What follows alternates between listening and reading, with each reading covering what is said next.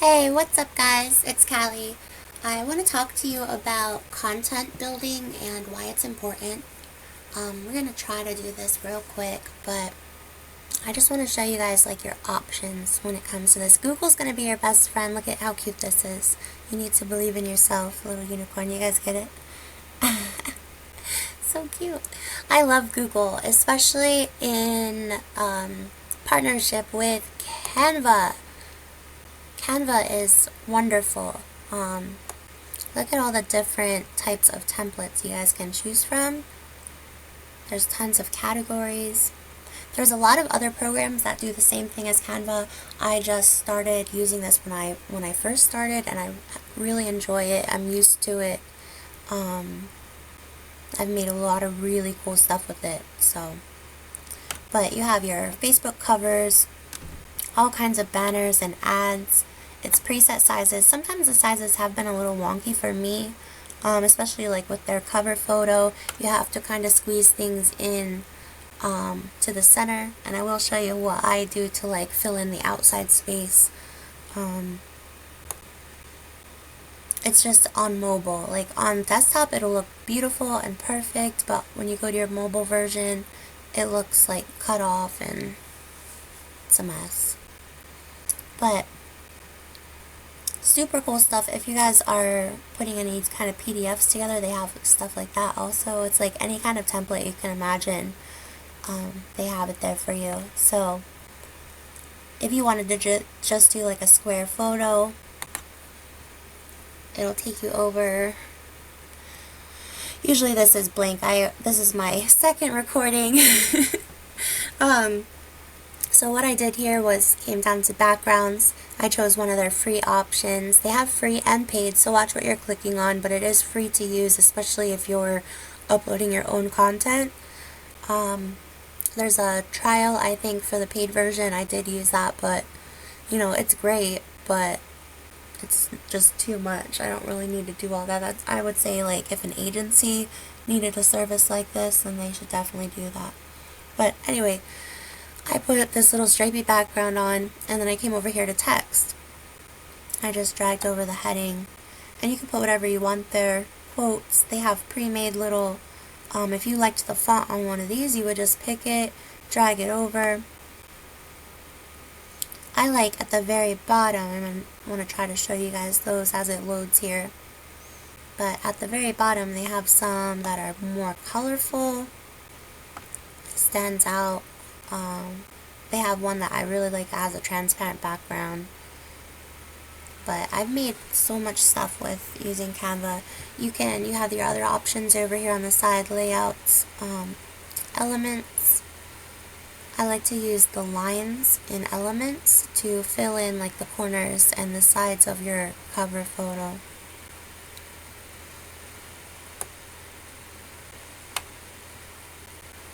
But takes a minute to load up, but it just continues down as you scroll down.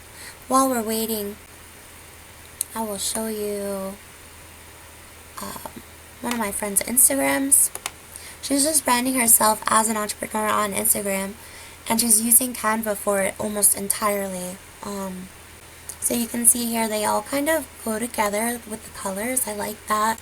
And then she also has her name on each one. So, and a lot of these quotes are really inspiring. People are, going to want to tag people and share them. And every time they do, it has her brand going out. So that's why it's important to make your own branded content. Isn't that nice? And she's got some motivational videos in there.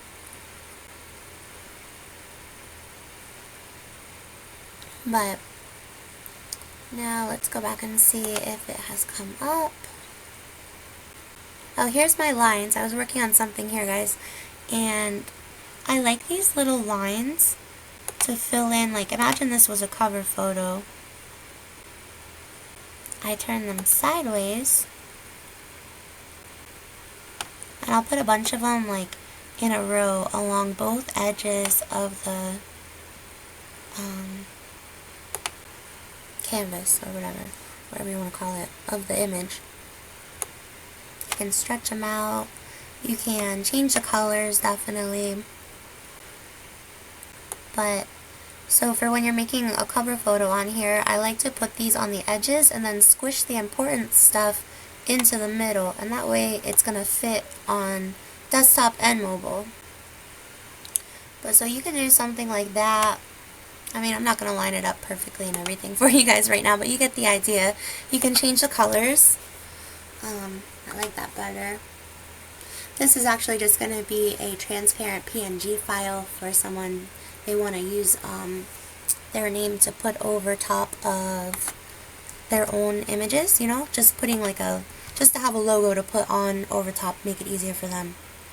So what we were doing here with uploads, I could go like this, and wow, that's really big. So let's shrink that back down and put this under here. Now say I don't want it to say Instagram, I just want the little icon. And this is just a PNG file that I pulled off of Google, saved to my computer, and then I uploaded it here with Canva, upload your own images. So now we can crop.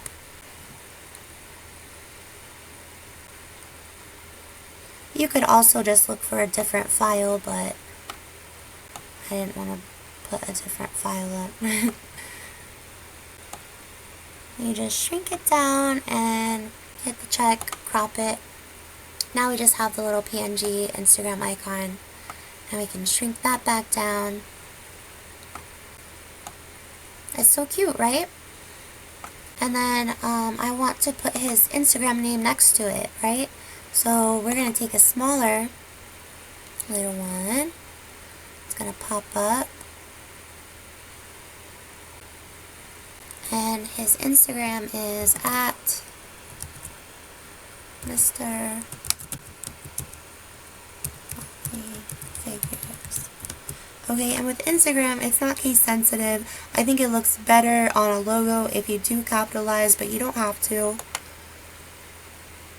There we have that. And I'm going to change the font because that's too small and it's kind of ugly, right? So we're going to click on that and come up here. And there's a lot of fonts. Actually, it takes me a really long time when I do a logo for someone because I have to look at like all the fonts. You guys know how it is, I'm sure, if you have done this stuff already. And I hope that you will start doing it if you're not, because it is very important. So I don't know, I'm doing it right now. I'll just pick one to show you guys. Like, you want it to be readable for something like that. Like, his name is not as important to be readable. I mean, yeah, for sure, but like something like this is going to be a little bit hard to read. Let's see.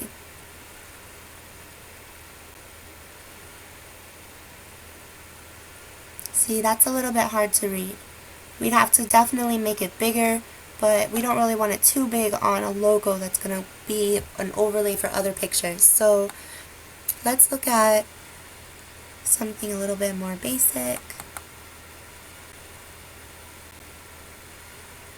Let's just pick this one.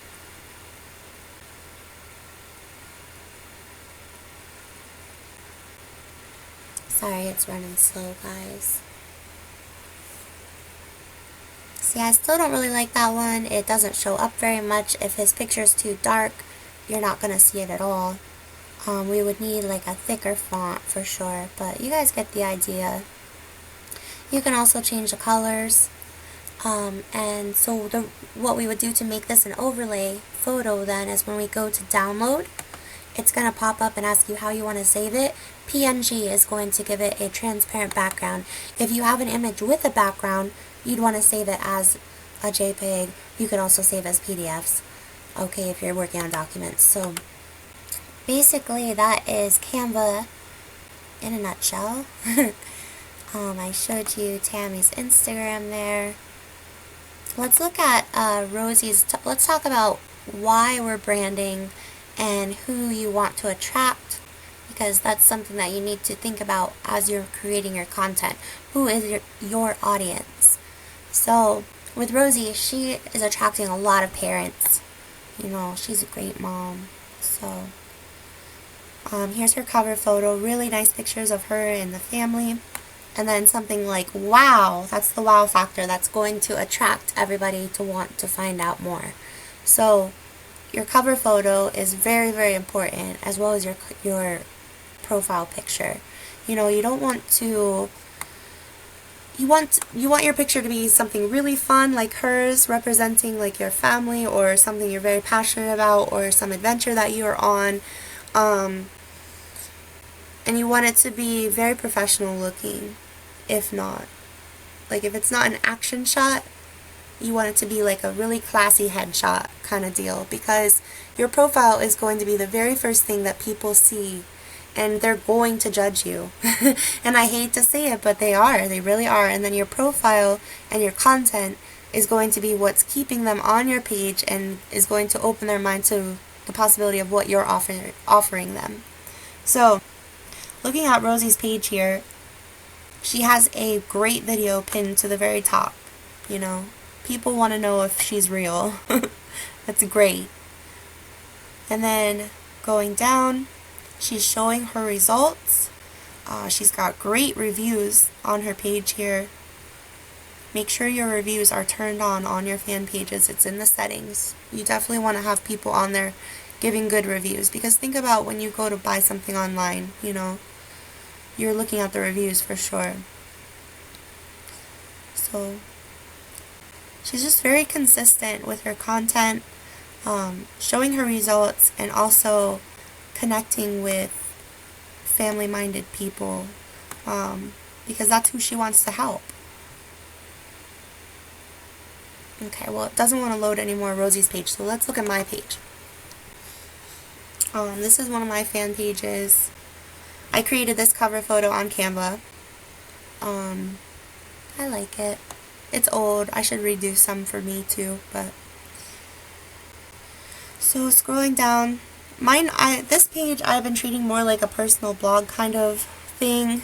I need to be more consistent with posting for sure, but I really like the idea of the blog thing if you're in multiple biz ops.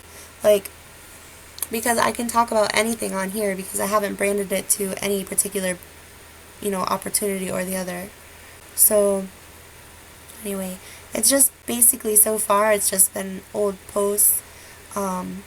This is another thing, like if you have old pictures that are of you, it's okay if you don't have current ones. Use your old ones and tell a story about it. You know, talk about the moment and how your life is different from that moment.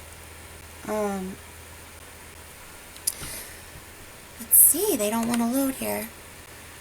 If I click the right thing, maybe.